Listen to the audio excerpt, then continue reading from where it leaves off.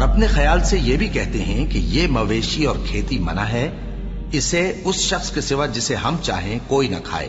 اور بعض مویشی ایسے ہیں کہ ان کی پیٹھ پر چڑھنا منع کر دیا گیا ہے، اور بعض مویشی ایسے ہیں جن پر ذبح کرتے وقت اللہ کا نام نہیں لیتے۔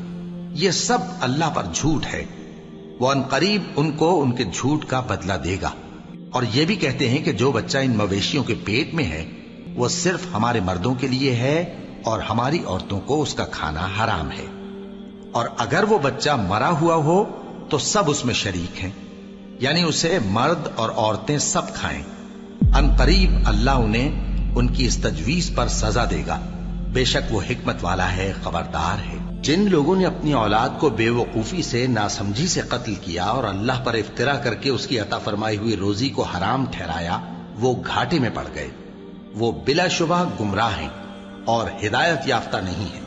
اور اللہ ہی تو ہے جس نے باغ پیدا کیے، چھتریوں پر چڑھائے ہوئے بھی اور جو چھتریوں پر نہیں چڑھائے ہوئے وہ بھی، اور کھجور اور کھیتی جن کے طرح طرح کے پھل ہوتے ہیں، اور زیتون اور انار جو بعض باتوں میں ایک دوسرے سے ملتے جلتے ہیں اور بعض باتوں میں نہیں بھی ملتے۔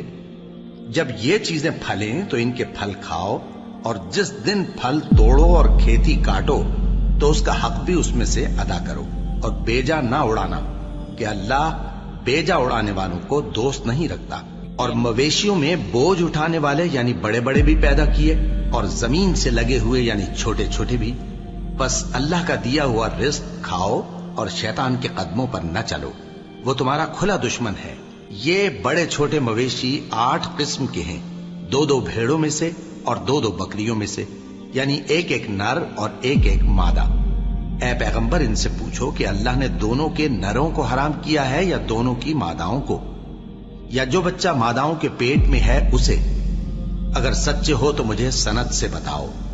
اور 2 اونٹوں میں سے اور 2 گایوں میں سے، ان کے بارے میں بھی ان سے پوچھو کہ اللہ نے دونوں کے نروں کو حرام کیا ہے یا دونوں کی ماداؤں کو، یا جو بچہ ماداؤں کے پیٹ میں ہے اس کو؟ بھلا جس وقت اللہ نے تم کو اس کا حکم دیا تھا تم اس وقت موجود تھے؟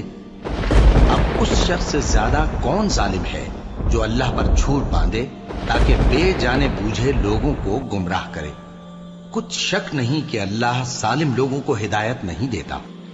اللہ اکبر، اللہ